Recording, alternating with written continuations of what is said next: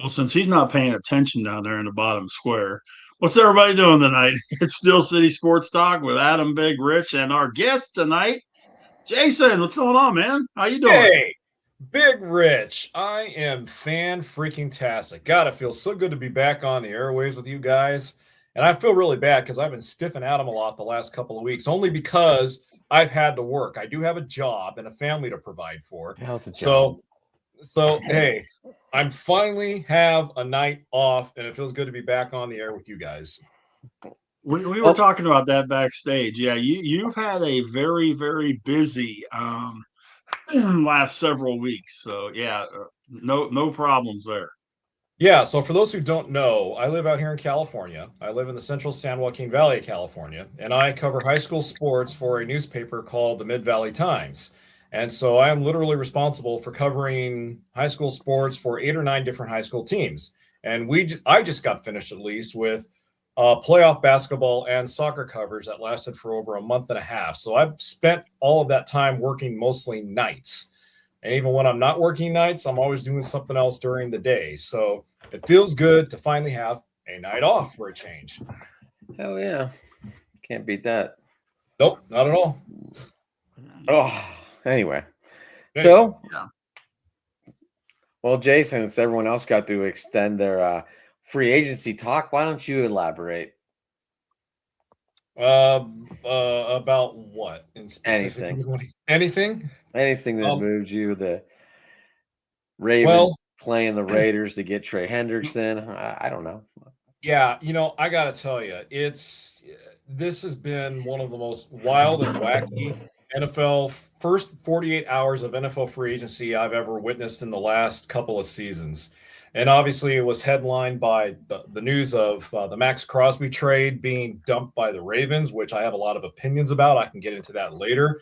But now we find out that Trey Hendrickson replaced him, or I'm sorry, the Ravens replaced Max by bringing in Trey. And it turns out that they may have actually had Trey in the same damn building with Crosby at the time they were working on dumping Max and signing Trey. Boy, talk about an organization just completely pissing away an off season there.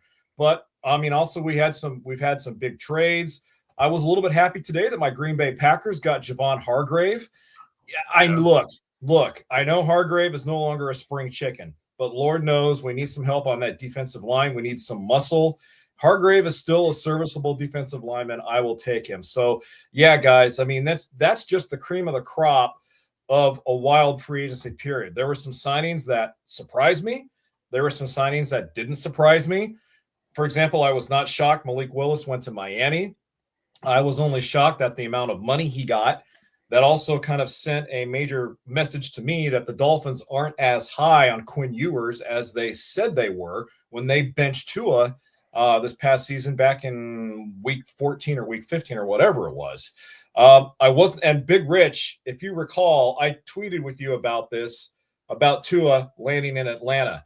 I felt that this was a better situation for him than Minnesota, just simply because the Falcons are not sold on Michael Penix. And even though the Vikings aren't completely sold on J.J. McCarthy, I think they're willing to give him more of a berth, even if they bring in Kyler Murray, than the Falcons are with Penix. So and the deal that Tua got, look, 1 year, the Falcons are only on the hook for 1.18 million of that salary. Miami eats the rest. If you're the Falcons, why not bring him in and take a flyer on Tua?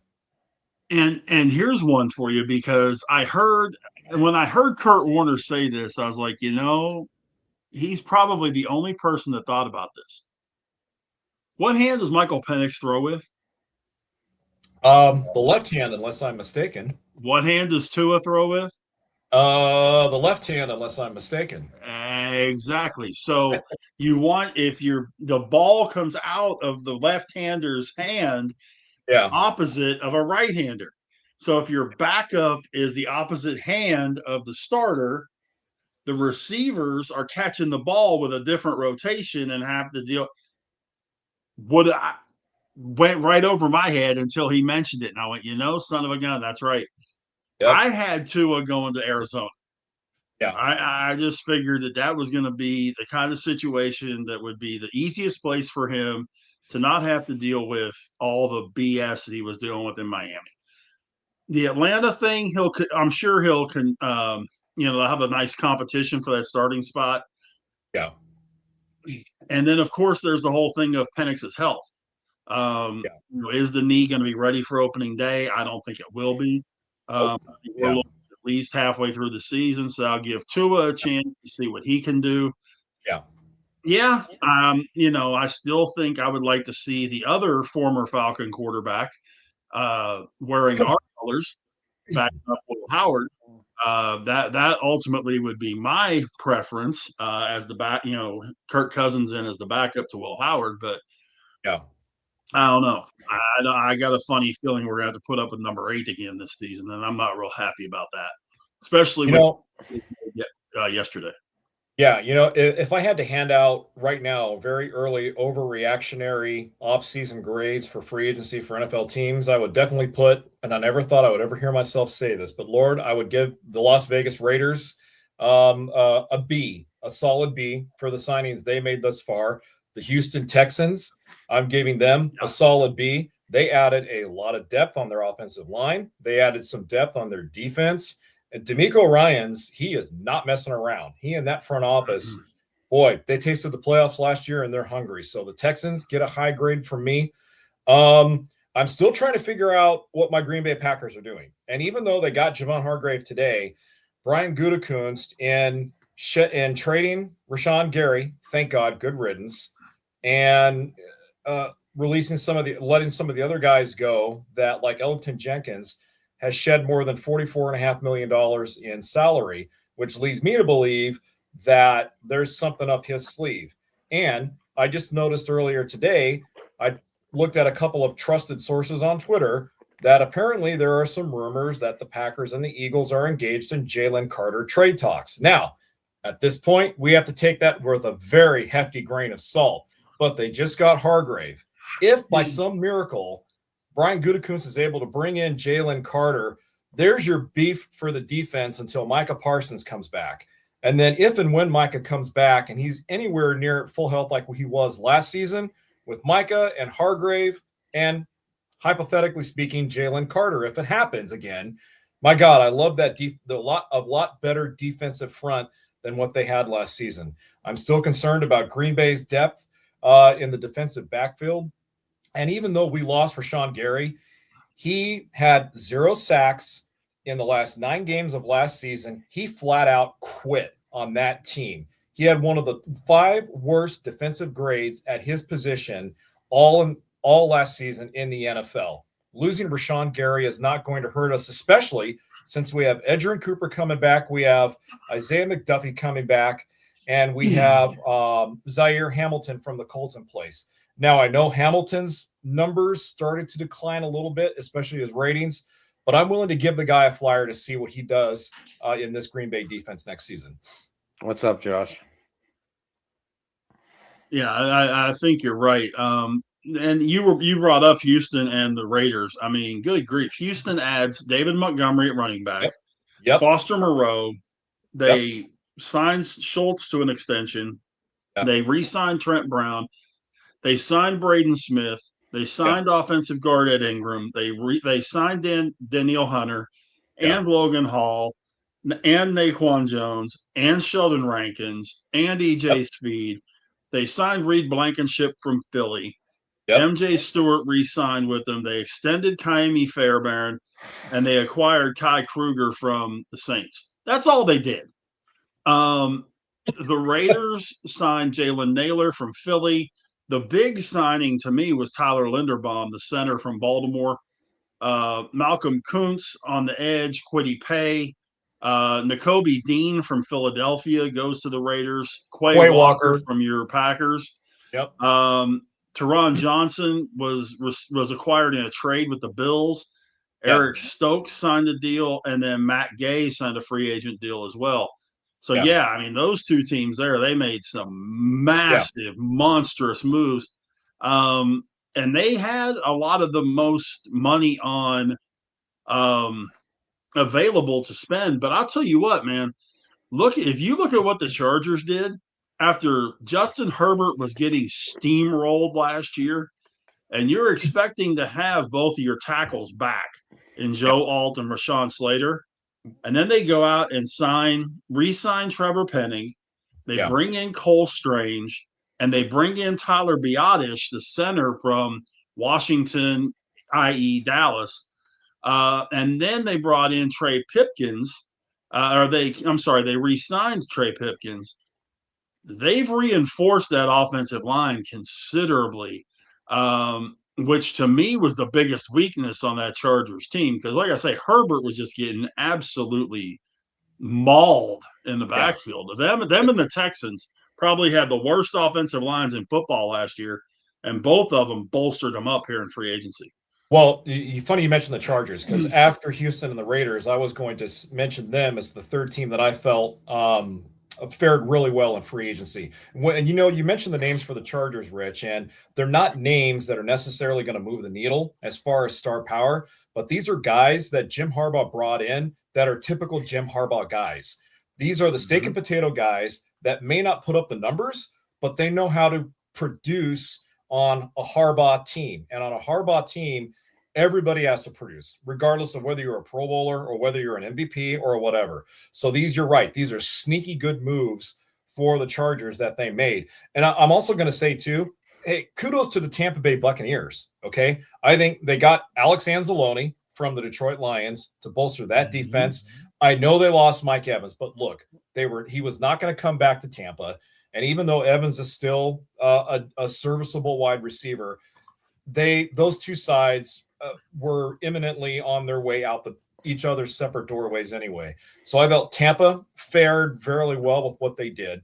So, overall, again, just a wacky 2 days plus of free agency. And, Adam asked about Crosby's situation earlier. You know what? I've heard all of the experts, the Dan Patricks and the Rich Eisens, and they've all pretty much said the same thing. I feel that this is a two-pronged case of the Ravens, A, having buyer's remorse like everybody else has said, but then B, I think using the Raiders, because I read a story earlier today where apparently Trey Hendrickson, whom they eventually signed to replace Crosby after the failed physical, was actually in the building at the same time that Crosby was signing his deal with the Ravens. And the first thought in my head was, what are you guys doing? Okay, first of all, you knew you were going to acquire injured goods anyway when you pulled off the trade for Max Crosby. So regardless of what Dr. Neil ElAttrache had to tell you about his long-term status for this season and beyond, you obviously still were content with giving up draft picks to get injured goods to begin with. But yet you end up dumping him because of the injury, allegedly, or something along those lines. No, that's baloney. It's called buyer's remorse. And it's also called Trey Hendrickson's asking price coming down after Crosby got traded initially to the Ravens. So my advice to all the other NFL executives out there is don't do business with the Baltimore Ravens. And Rav, if you're watching, I'm sorry to say this, but your front office screwed the pooch, buddy. And it's going to make them very hard to negotiate with other NFL teams' front offices in the future moving forward, knowing that A, this front office reneges on their agreements, and B, they don't do their due diligence, and C, most importantly, they lie to the guys that they bring in and they trade for. That's all I got to say about that. Yeah, and I heard today that, the 2-1s, you're not going to see Crosby get traded until after the draft, first off. I think nobody's going to give up a 2026 pick for him this year. Nope. Now, after the draft, we get to June or so. I was listening to several people today, and they were all saying that the price is now a 1 and a 3. It's not 2-1s. It's not 1 and 27 and a 3 and 27, possibly. Maybe even a 1 and 27 and a 3 and 28. Yeah, you guys sure Crosby's even going to want to leave the Raiders now? Now that I'm not sure that he wanted to leave in the first place. Now that they boosted their defense, he might not want to leave. And Adam's right. I mean, this is a situation where I personally don't think that the Raiders are going to trade Crosby now. Not just because of what Adam said, but because of all of this tidal wave that's flying left and right on social media about what really happened. And Rich, I tend to disagree with you where, as far as Crosby being traded, I don't think he gets traded at all during any point in the season. I think the only way they trade him will be at the end of this upcoming season in 2026. But Adam brings up a very good point, though, because Crosby wanted to move on from Vegas because he felt the organization was not doing enough to put a consistent winner to contend for a Super Bowl on the field. Well, now, if I'm Max Crosby, I'm looking at the Linderbaum signings. I'm looking at the Way Walker. Right, exactly. And then now all of a sudden I'm saying, Hun, did we put our house up for sale yet? If so, let's remove the for sale sign from the front yard. Because actually now I thought about it. I want to stay now. I'm sure you can just buy another one. Yeah, exactly. Well, that's a distinct possibility. Yeah, it is. It is. But and you know what? It wouldn't surprise me if maybe, because I mean he's still on the current deal that the Raiders had him on at the time that they supposedly trade him. So they don't necessarily need to go in and restructure anything for him. I mean, I suppose they could if they wanted. But wouldn't the irony of this be if Crosby comes out with his agent and says, hey, look, I want to sign an extension now. Let's start talking extension here, guys. And the Raiders still have, what, $25 million to spend? They still have $25 million to spend. And so, the Raiders aren't. Yeah, Tom Brady is not done yet. You know that Brady and Spytek are still busy in the war room in Las Vegas there, thinking of other players to look at to add. So, this is just a whole big quagmire that, ironically, I think will end up in the long run benefiting the Raiders a lot more than it will the Ravens. Yeah, and, going with our Steelers, I like what they did in free agency tremendously. Did you Yes, see we lost Kenny Gainwell. Did you see what they might be interested in again? I've seen a couple of people they might be interested in, but go ahead. I said again. Justin Fields. Would you rather have Justin Fields than Aaron Rodgers? I'd rather have Will Howard and would maybe let Fields play the backup role again. I'd rather have you as the quarterback than Aaron Rodgers. Hey, Geno Smith went back to the Jets, so anything's possible. Ooh, if I would have been able to do open mic. That was not on my bingo. That was not on the bingo card. Group question. That was not on the bingo card. I had a great group question. Right? But no, that wasn't on the bingo card. But the thing we got to look at, whatever we do, we got to push Aaron Rodgers out. I don't give three flying figs what we do to push him out, but we got to make sure that moron is not wearing 8 in a black and gold jersey this coming season unless he goes to the Saints. That's the only way I want to see him in black and gold. I don't care if it's Kirk Cousins. I don't care if it's Justin Fields. I don't care I wouldn't have cared if it was Tua. I don't care if it's Kyler Murray, whoever it is, to bring him in, compete for the starting spot, bring him in as the backup, have, Will Howard walks in as the starter, and it's his spot to lose. But we'll see. I hope it is Will We will Howard. see. But I love the fact that we now have a true number 2 receiver in Michael Pittman. We now have we lost Kenny Gainwell, but we picked up Rico Dowdle. Okay. I'm not upset with that one bit. Not one drop. Now Aaron Rodgers might be, because that was his favorite fucking receiver. Well, Rodgers can get over it. And he can go to Tampa with Kenny Gainwell if he'd like to. That'd be and fun back up Baker. Is Baker going to be healthy? Holy cow, that was a mess. Yeah, I mean, Tampa's going to be a work in progress. That division, to be perfectly honest with you, that division is Carolina's to lose. It really is. That division is Carolina's to lose right this second. Are you going to cheer for him, Rich, even if Bryce Young gets hurt and we have to watch Kenny Pickett? I'm not saying I'm cheering for him, period. I'm not against Kenny Pickett. Okay. I was just saying. I mean, you said it's Carolina's division to lose. I do. But I mean, the thing you got to look at, too, with old Kenny Pickett, I like who Kenny did he have around him? He's got a ring. No, I'm saying when he was in Pittsburgh. What weapons did he have around him? Not much. No, not much at all. I can't even remember Exactly. I mean, if you put Kenny Pickett on this team today, I think he performs 1,000 times better than what he performed when he was here. Just because of what's around him.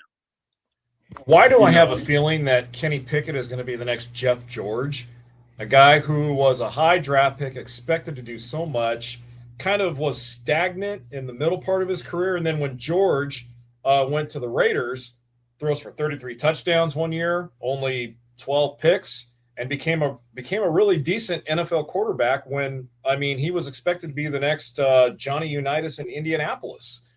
So I'm not saying Pickett's going to be, but I'm trying to be nice here to Kenny and give him the benefit of the doubt here. I saw Kenny Pickett more as the next Chase Daniel. He's going to bounce from team to team, be a really reliable backup if he has to come in for a game or two. Yeah. But he might put himself a 15-year career together and play for 10 teams in those 15 years. Yeah, it's a distinct possibility. That's a hell of a jersey collection. Yeah, right? No, Justin Johnson's got or Josh Johnson has the jersey collection. He's played for 15 or 16 different teams. Yeah, I think you're right. That's awesome. I guess. The Mike Marshall of football. Jason, I know you're looking. What's the score? Italy is still up 7-0? 9-1 Italy, top of the ninth. Yeah. Top of the eighth, sorry. I mean, I don't want to be like Mark DeRosa and be like, we got this in the bag. Hey, but you know what, though? I was just telling Big Rich backstage, Mark DeRosa owes Team Italy one big freaking lasagna dinner, man, because they literally saved his keister. I mean, I'm just saying. If I was Team Italy, I'd be like, dish it up, Paisan. Dude, I like Jack. Yeah, but can we go back to one other? Can we go back to one other aspect of this? Italy had no business beating us. Yes, the players we had, even with the players we put out there, Italy had no business beating us. But just like we beat Russia in the '80 Olympics, that was 9 out of 10 times. Nolan McLean had a shit game, gave up 2 bombs, and gave up 5 runs. That's what happened. Nolan McLean had a rotten start. It happens. It's baseball. I do like that kid. I do like that kid from Kansas City, though. Caglioni. Caglioni. You mean the one I picked up in the fantasy draft last year and just kind of laid him back on my bench all season until he Jay, do you want to be on our Jay, we still need one more. Do you want to be on our fantasy baseball? I got 2 spots left. When are you guys drafting? The 21st. The 21st. Saturday the 21st at 6. How much does it cost for me to get in? $50. I'll tell you what. Let me think about it. I'll get back to you tomorrow and let you know. Okay, it's 10 team, 5x5 category head to head. We're paying out $350 for first, $100 for second, and then $50 for the regular season total wins leader. How many teams make the postseason? 4. 4? Hey, is that a high school hat? Yep. What? Is that a high school baseball hat? No, Adam. This is the hat of my Fresno State Bulldogs, baby. Fresno State, yeah. I couldn't really tell. I was like, well, nowadays these high school hats are so ridiculous. Like they're so. Is that a franchise 47? It is. Yes. I don't have any in my collection back here. That's my favorite. That besides the new era, obviously, but the 47s are my favorite. Yeah. So I love how they bend. I attended Fresno State, and as you guys know, I've been so proud to opine about some of our more famous alums, like Aaron Judge, who I covered when I went to Fresno State, Paul George, NBA star, and then we've had some pretty good football players you may have heard of too, like Derek and David Carr, Lorenzo Neal, Logan Mankins. So yeah, it's Fresno State. Look, we don't have the history and the tradition of the Michigans or the Notre Dames or the Pitts or the Ohio States. We've only been a university in existence since 1912. But hey, we have produced our fair share of high quality athletes both in pro sports and in Olympic sports too. So, yeah, Fresno State, baby, go Dogs. Gotcha. There you go. Nothing wrong with that.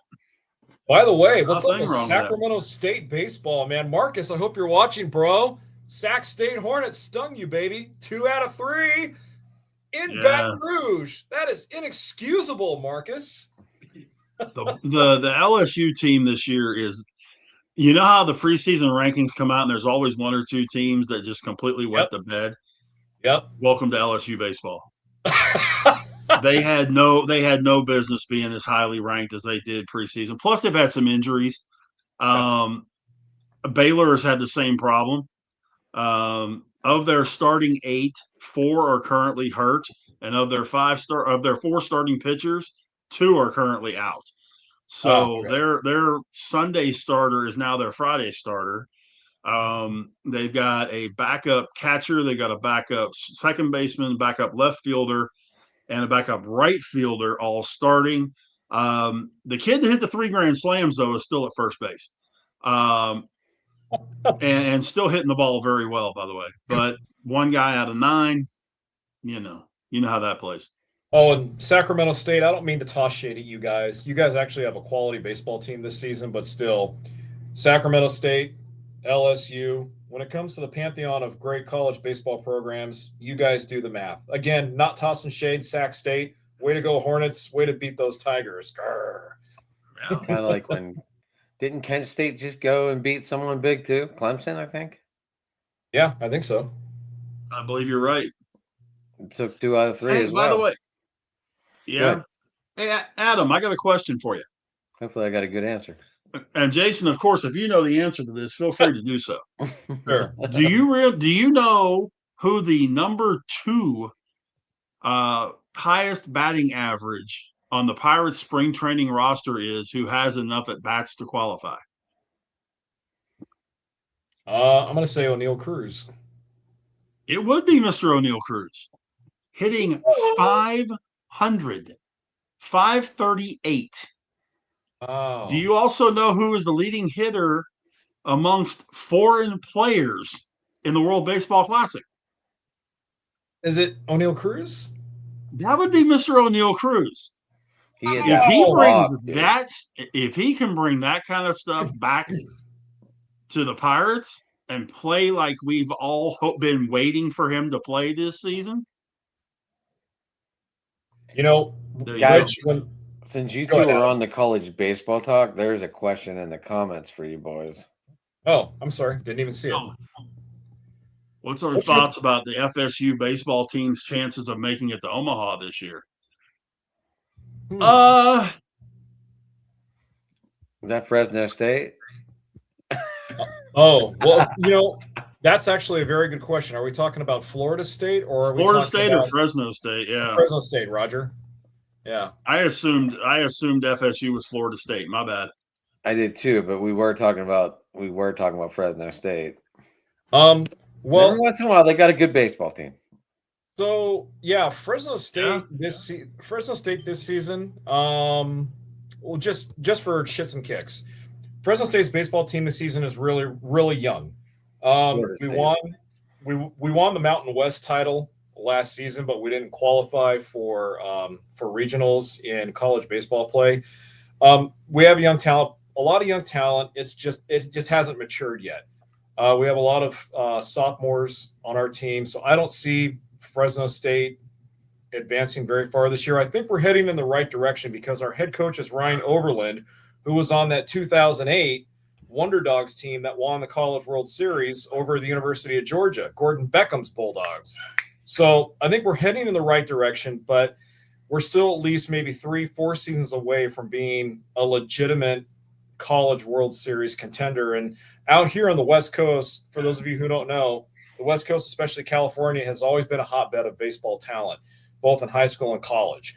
So, and plus with Fresno State's impending move into the Pac-12, that's going to make things a lot more interesting for our team moving forward next season. So this season, not so much, but good question though. If you are talking about Fresno State, he's talking about FSU from Florida. Oh, as far as Florida, Go ahead, Rich. Do what? I was going to say, if you're talking about Florida State, Florida State, I mean, they're ranked number 20 in the country right now. They're 13-2 currently, working themselves through, but they do have the ACC schedule coming up, which definitely is not going to be an easy road to hoe. But I do think that their pitching can pull them through. I think that's a very underrated part of their team, especially their bullpen. So if they can continue having the type of pitching they've been having this season, then I think FSU could definitely contend for that conference championship. We'll definitely see them in the round of 64 in the regionals. If they can win the conference, they'll probably host. But I definitely think we're going to see Florida State top, in the top 25 most of the season, if not all season. Yep, good assessment. I read that Omaha starts really soon, doesn't it? End of May. Yeah, the still draft, middle of June. The draft June 12th. It's really weird this year. It's Saturday of the All-Star week. It's usually Thursday, but this year it is on Saturday. Does anyone know why? They're trying to do all kinds trying of to sneak in an stuff. appearance, Jay. She's always trying to sneak in. Just brought me dinner, bro. I got a sub from Jersey Mike's. She's always trying to sneak in. I like it. One day, she's just gonna pull up a chair and say, "Get me a link." Hey, believe it or not, I'm trying to cajole her into coming on the show, but when it comes to stuff like this, she's typically shy. So I'm trying though, man. I'm trying. I gotcha. I'm sorry. What were you saying, Rich? No, the College World Series. No, what Major League Baseball is trying to do, which is actually very smart, is to try to put as many things around the All-Star game as humanly possible, so that way that lull where there's nothing happening doesn't exist anymore. So they've got those kids at the All-Star game. Well, but you're looking at now. You got the draft built in there. Roger. You've got the of course the home run derby, that kind of stuff.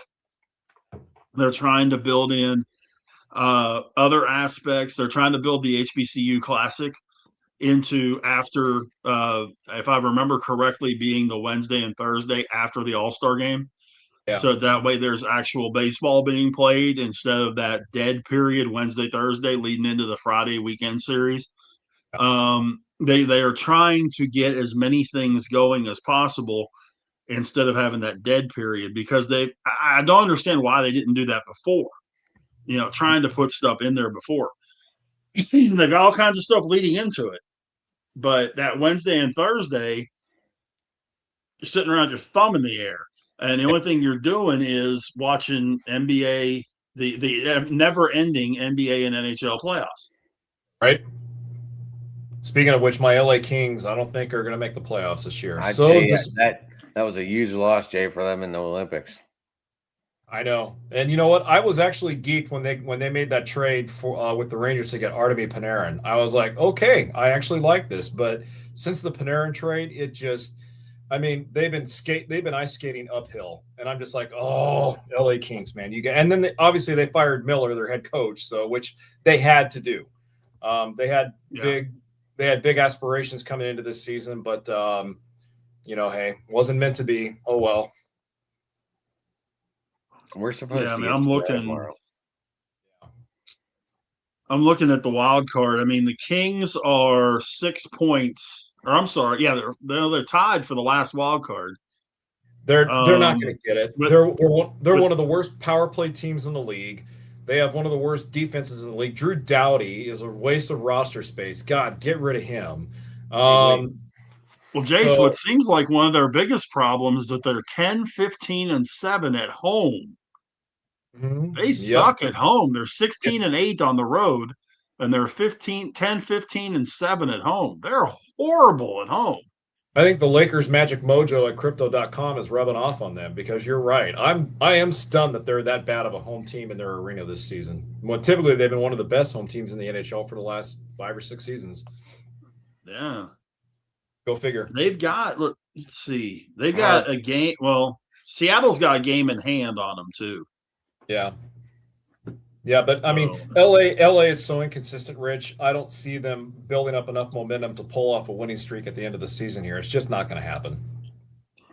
Well, and you got 4 teams within 1 point. Seattle is the last wild card with 67. Yeah. The Kings have 67. The Sharks and the Predators both have 66. And the Sharks actually have 2 games in hand on the Kings. Hey, so yeah, you're right. They're mathematically they're in trouble. The Sharks have some young talent that's finally starting to develop, and Macklin Celebrini. I mean, the kid he's on the cusp of stardom, and I think if the Sharks are wise, they will find a way to keep him locked. I don't know what his contract status is with San Jose, but he's on the cusp of stardom, and the Sharks need to make sure they keep him for the long haul. And Joe Dalio, I hope you're watching because I have a question for you, man. More of a rhetorical one. Are your Buffalo Sabres for real? What's going on here, man? Oh, I got it. Let me tell you what happened. So in my fantasy hockey league, right? You get points for penalties. Okay. And all of a sudden I was down a whole bunch to nothing pretty much because he had Buffalo and Tampa guys and they all got into those fights. Yeah.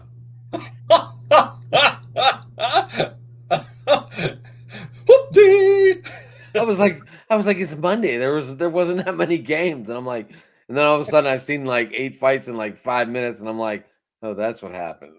Hey, I got to tell you, Adam, one of the best hockey games I've seen this season was this past Sunday when your Pens beat the Bruins on that first shot in overtime, 5-4. You guys win the game without Malkin, without Sidney. I'm like, wow. Did your Penguins just sack up and beat a really good Bruins team without their 2 best players or what, man? That was incredible. And they were trailing 3-0, I might add. Are we still in second place, Rich? We are, but we're tied. In the division. As we sit, we have 79 points. So do the Islanders. So do the Red Wings, but the Islanders in the division. So yeah, Hurricanes 88, Pens 79, Islanders 79. Pens have a game in hand on the Islanders though, so that's a little bit of a plus for the Pens. Detroit, we also have a game in hand on Detroit too. But Boston has 78 and Columbus has 76. Detroit and Boston are the first 2 wild cards. Columbus is 76. So the Penguins can't, they still got 18 games left. There's no way they can coast or they'll get caught and passed to make the playoffs. To me, I'm stunned that if they make the playoffs anyway, simply because I thought this was like year 2 of the rebuild. And them making being in playoff contention and being in first for as long as they were really just surprised the heck out of me. Yeah, but you don't think that win against Boston on Sunday is kind of like a statement win for them? Is it to say, hey, we're not done yet? Yeah, definitely it's a statement win. I just hope they can keep it up. They've got to play like that for the next 2-3 weeks. We'll be getting Malkin back in 2 games, I think. I believe you're right. Yeah, he's serving his 5-game suspension. Crosby, I have no idea. Yeah, the last I heard, I know he's skating. I don't know how much he's skating, but I know he's skating. And last I heard, they were talking end of the month to get Crosby actually on the ice. The thing we got to look at too is, we're getting ready we're at the beginning of a road trip. We were at Carolina last night and lost in a shootout. We go to Vegas, at Utah, at Colorado, at Carolina in the next week. Oh, then we've got 3 at home and go back on the road. That's a meat grinder, man. Those are some good some of those West Coast teams are good. That's a meat grinder of a schedule there, buddy. It is. It is. I mean, you go Vegas, Utah, Colorado, Carolina in. They're all in first. They're all contenders. Days. They're all. They're all. These are all playoff games. Yeah. Yeah, and they're all in 6 days. So you got that. Then you come home for Luzapeg, Carolina, and Colorado. Then you go back out on the road, and then you go home road the rest of the way. So yeah, I mean, it definitely is not over because you still got you've got 2 games with Carolina left. You got 2 games with Florida left, 2 with Colorado, and 2 with Ottawa, and 2 with Washington. Yeah, that game in Washington for the very last row was $467. Well, I'm not surprised because that's probably the last game you'll see Ovechkin and Crosby on the ice together. Josh asked, does the 31-0 Miami of Ohio deserve to be in the March Madness? Yes. Yeah, why wouldn't they? I was thinking the same thing. Well, everybody, you've got all these people, pardon my French, bitching and moaning. Oh, they haven't played anybody. They don't play anybody in their conference. Look, Gonzaga was a #1 seed how many years? And they played you, me, and 3 other guys every game for 32 games. No, they should be getting in. And of course, I've heard people say, well, if they lose in the conference tournament, they shouldn't get in. Okay, a 31-1 team. No, you got to put these guys in. Now, are they a #1 seed? No. That's questionable. Maybe a 2 because of the conference. Yeah, I mean, I heard, I forget who it was that I heard say they should be in a play-in game. What? Have you lost your mind? What? People, I'm going back to the statement I make with college football. They're at I knew Josh was gonna go to the Patriots next on that one. I understand, but here's my thing: they're all Division I basketball teams. Okay, right. It's not their fault that their conference is average or below.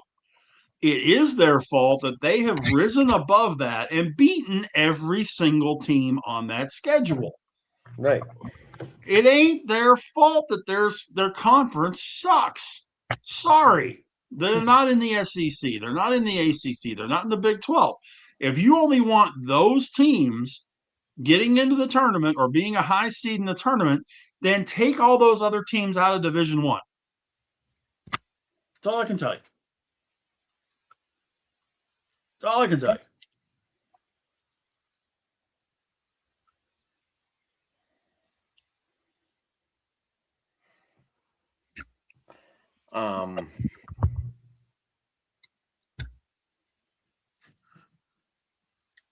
What is all those 60 big teams? Didn't they ask like 60 big teams and they all said no? Yeah, what I don't know. Yeah, there's all kinds of surveys and people that have been talked to and stuff like that. Look, they're mad because there is that off chance that Miami of Ohio sweeps the tournament and ends up being the team to knock Indiana's undefeated team off the ledge as the last undefeated team. Okay, I've watched Miami of Ohio play. They're a good team. Are they good enough to beat Iowa State or Houston or somebody like that? Probably not. But they need to get their chance. They should get their shot. It's like I talk about the mid-majors in college football. Everybody else is crying, these guys shouldn't be allowed to play for the national title. And about the first time one of these teams comes up and kicks the #1 seed square in the face and knocks them out, then what? All hell breaks loose. Everybody's going to be flipped. Huh? All hell breaks loose. Exactly. Mm-hmm. You just need a chance. That's all I've ever said. If you meet the qualifications to get in, then you're in. Team made the playoffs in the NFL with a losing record. Should they have not gotten in because they had a losing record? No, they won their division. The fact their division sucked and nobody else could finish over 500 isn't their fault. They played the teams on their schedule. There you go. Give Miami, Ohio their shot. Give them their day in the sun. See what they can do. You know, insofar as the seeding for the NCAA tournament is concerned, I've always been of the mind that they need to decrease the number of teams, not increase the number of teams. Because when you increase the field, you're only going to increase the arguments and the ridiculous fallacies even more. Decrease the tournament. Drop it down to 24 teams, God damn it. All right. If you really want the best teams playing, you will drop it down to 24. You will bring them in either based on an RPI index, which is a strength of a rating index measurement, which is flawed, but it's been used before in the past. You'll go back to the traditional conference tournaments and have only the conference champions make it. If you win your conference, you're in. If you're a second place team, okay, maybe. But decrease the field, man. Decrease it. That's where you're really going to find who the teams that really deserve to be there are going to be, is if you decrease it down from whatever it is now to 24, 30, whatever. That's just my belief. I mean, I'm definitely with you about cutting it. Cutting it to 24, I don't know. I would be in favor of going to 32. But, you know, we're talking about the conference champions. Okay, there are 31 basketball conferences in NCAA Division I. Yeah. So if you just put the conference champions in and one at-large team, there's your 32. Okay, but then how do you decide? Who's that one at-large team? Do you have a separate tournament to determine who that one at-large team is? Highest ranked team. I mean, I like where you're going with that, Big Rich. I really do. I like the theory behind it. But even that decision of who your at-large team could be could still draw a lot of controversy too, because then you're going to have, for the one team that does get picked, let's say for argument's sake, Pitt is that one at-large team, and they're 15 and 18. Then you're going to have that one team that was 20 and 14 and better than Pitt say, well, hey, how come you're picking them at 15 and 18 as the at-large team when we're 20 and 14 and we finished better than they did? That's why I say it's the highest ranked team that's not already in. But let's say that team that's 20 and 14 is higher ranked than Pitt. And let's say something else determines that Pitt gets, again, this is all hypothetical here. So, I mean, I know what you're saying. I like what you're saying. But, there's still, look, bottom line, Rich, at the end of the day, there are no easy solutions and no easy answers to determine who deserves to be there. Like Clint Eastwood once said, deserves got nothing to do with it. And in this tournament, that's the case, man. Deserves got nothing to do with it. No, you're right. And the thing you got to put with it, too, is, do you cut out some of the conferences from Division I? Do you take some of the conferences out? But if you've got where, let's say that you've had the SEC tournament, just for argument's sake, okay? Yeah. And Georgia is the number 3 team in the country, and they get beat in the finals of the tournament or whatever. Well, you got all your tournament champions. They're the highest ranked team in the country that didn't win their tournament, so they get in. There you go. Now, granted, there may be teams at 7 or 10 or 12 that are going to be crying and moaning. Well, let them cry and moan. Win your championship, you ain't got to worry about it. Everyone is going to cry and moan. They're all going to want their day in the sun. They're all going to want they all feel at the end of the day they deserve to be there. But again, deserves got nothing to do with it. So, but Rich, I do like your model of the 31 and then the at-large team, because I agree with you that we shouldn't be seeing 6th and 7th and 8th place conference teams making this tournament. It should be the best of the best. Your conference champions get in. But it happens every year. You're right, Adam. It happens every year. Year. I mean, look, it's a double-edged sword too, because look what happened way back in, 2008, when George Mason made their Cinderella run all the way to the Sweet 16 and then down to the Elite 8 and then to the Final Four. So, I mean, granted, we haven't had a George Mason-esque run like that since that happened, But the point is that George Mason is the counter argument to the argument of who deserves to be there record-wise and who doesn't. Because I think George Mason's record that season overall was barely 20-15, which is not really that good. Adam, you were going to say something. So are you talking about winning the regular season, or are you talking about winning the conference championship in the playoff for the conference? Well, and see, that's another kettle of fish, because do you put in the conference champion from the season, or do you put in the conference tournament champion? No, you're right. I didn't clarify. I think it needs to be the conference. It needs to be the conference tournament champion, because that's why conference tournaments were created in the first place, way back in the days of the NIT. So even if you have a 10-15 team win the ACC tournament, if that 10-15 team runs the table, gets on a hot streak, and wins the ACC tournament, boom, forget it. It's been decided through the games. So it also prevents a 30-2 North Carolina team from going, well, we're in the tournament anyway, so why worry about it?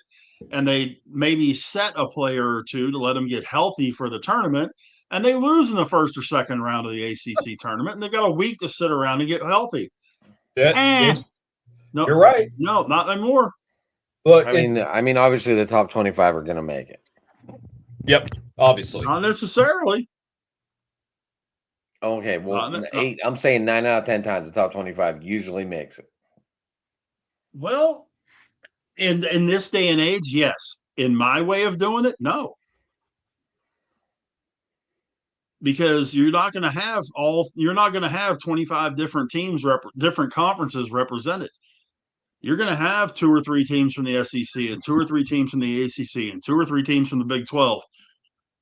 Your top 25 probably ain't going to make it. Well, another thing to consider is just scrap the conference championships altogether. Get rid of them. Just don't have the conference tournaments anymore.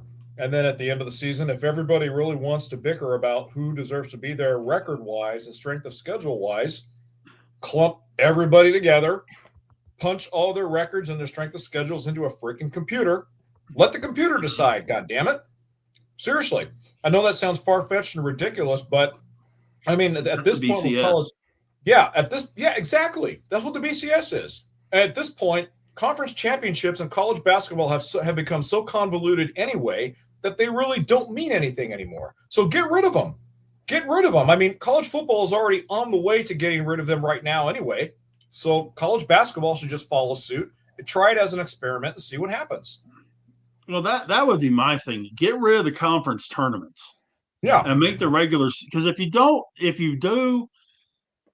you make it where the conference tournament champion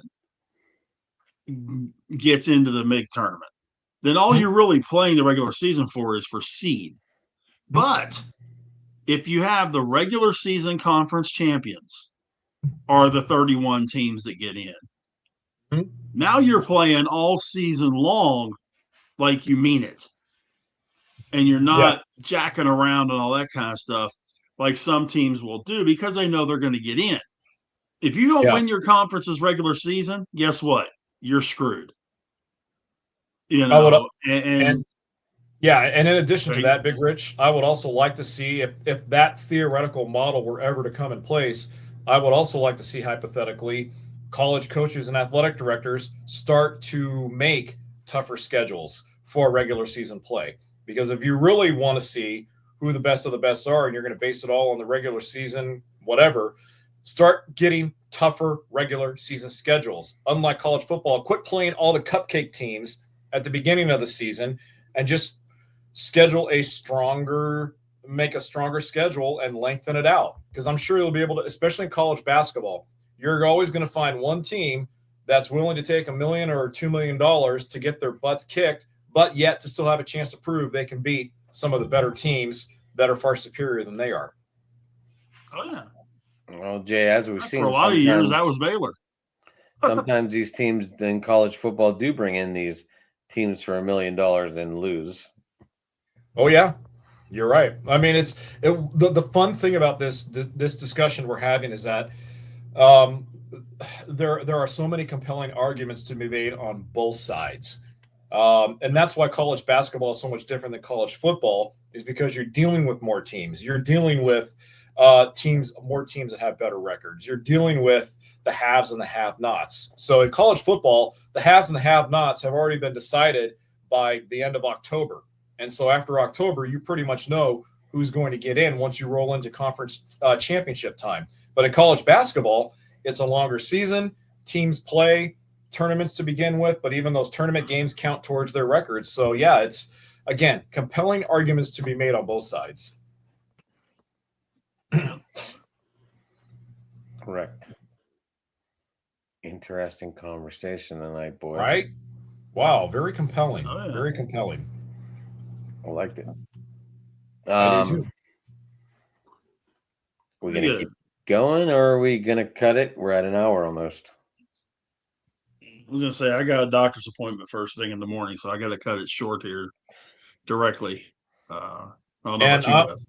I got to go in and hit the shower because I haven't showered in a week, and right now I smell like the Baltimore Ravens trade of Max Crosby, which stinks. Hey, I don't believe your wife would let you get away with that for a week. She has before, but I will say unbeknownst to her. So how I'm able to shower without her knowing or not knowing, that truly takes some mad CIA sleuth skills on my part. But Jay, real quick, what did the wife think of the Cowboys moves?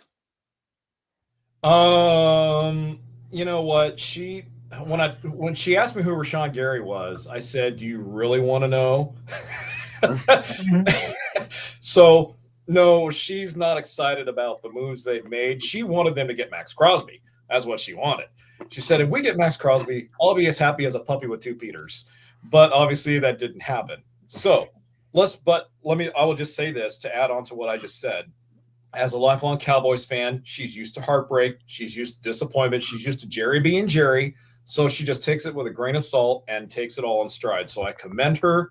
She has a lot more fortitude with the football fandom than I do. Do you still have the VHS player for them winning the Super Bowl? I'm sorry? Do you still have the VHS tapes for her to watch when they won the Super Bowl? No, I do not. Or would you get your ass kicked?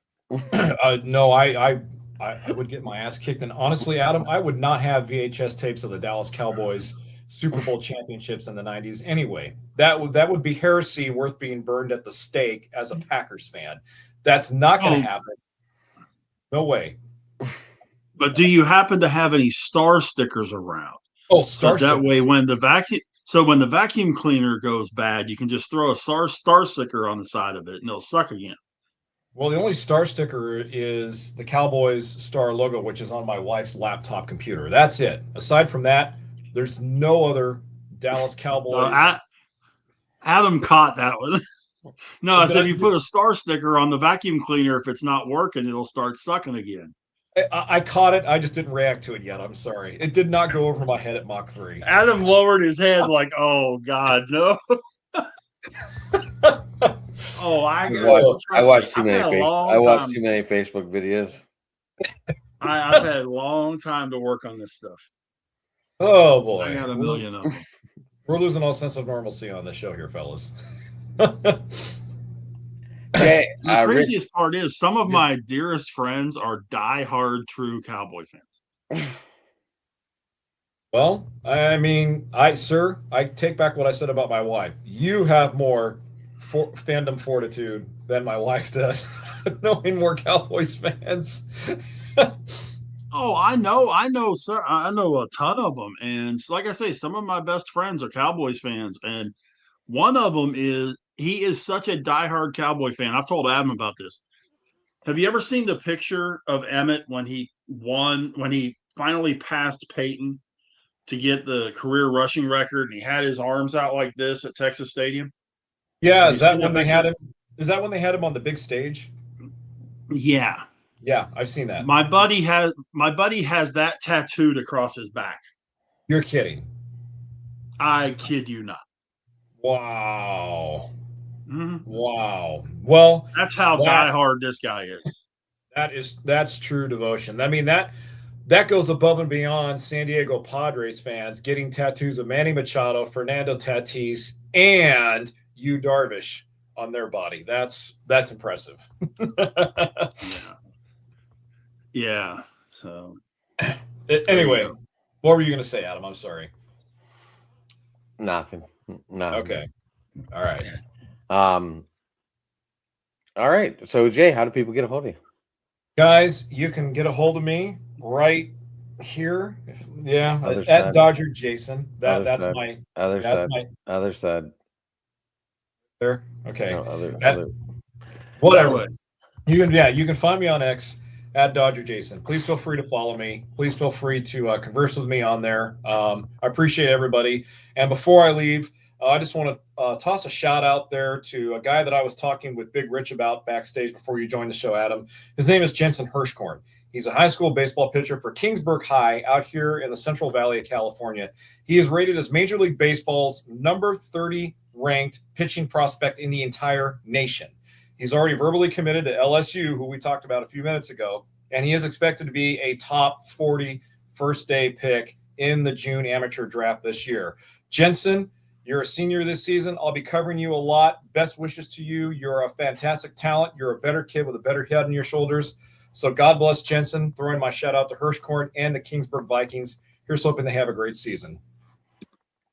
Sweet. Yeah, very cool. Obviously, it's a pleasure to be on the show with you guys again. So with that, I'm going to go ahead and leave. You guys, love you both. Take care. God bless. And until we meet again, see you guys on the flip side. Always a pleasure, buddy. Yep. Take care. Bye. All right, guys. Rich, you can get me at Sports Talking It on Twitter, Driving to the Top Productions on YouTube. Yeah, so we were live on YouTube and my Facebook tonight, Rich, just to let you know. Well, I don't know. It was needing you to correct the destination or something on your Facebook, and I don't know what the deal was with YouTube, but yeah, I don't know. I don't know. It gave me those crazy messages. So, but yeah, so we had a little guest tonight. It was a little fun with Jay. I love talking it up with Jay and everything else. Yeah. He's welcome anytime, anywhere. Yeah. Most definitely. But yeah, we're down to just 2 empty spots on our fantasy league. So hopefully Jay takes one of them. That would be nice. Draft is a week from Saturday, so it'd be a good deal. That was his number. If you want to send him the information on a text, that conversation we had earlier. His number should have came up on the on the call. I'm gonna say what? Well, on the phone call we had earlier today, Jason was in on that. I don't know if it came up or not. Yeah, it just came up with yours. No. Yeah, probably because I didn't. Well, yeah, because I connected to you. Remember, I didn't pick up fast enough, and I had to call you. Yeah. So, but yeah, I will need his number because I'm putting the text. I got Jamie Ward's number. He's one of the guys that I do a lot of wrestling stuff with. He's gonna be part of the league. So I got his. I got if I can get if we get Jason involved, that gives us 9. By the way, do we have 2 Adams? Did you sign up twice? Not that I'm aware of. Okay. I was just curious because I was like, wait a minute. Because there's one team that is Three Rivers and the other one's GW Nittany Lions.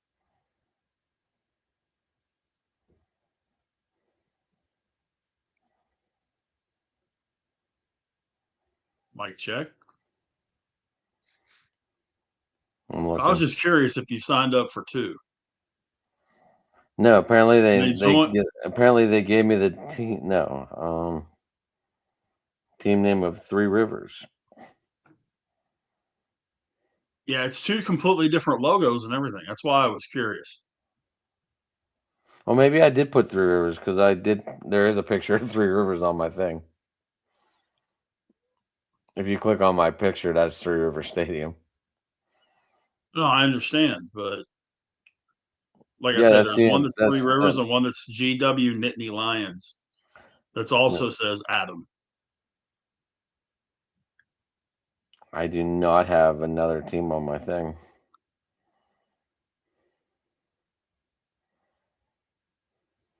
Well, we'll find out real quick because I'm going to send a test email to that email. And if it comes to you, then What's the email?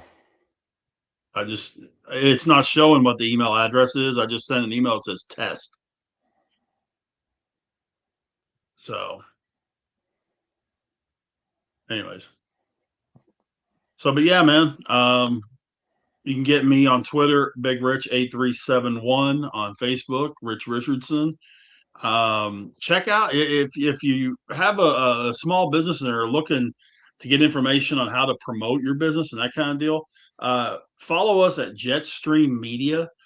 We started a thing where I'm doing little video vignettes on promoting your business in all kinds of different ways, including radio, which is what my main profession is. So check those out if you wouldn't mind, and give us a follow. It's Jetstream, all one word, and then media.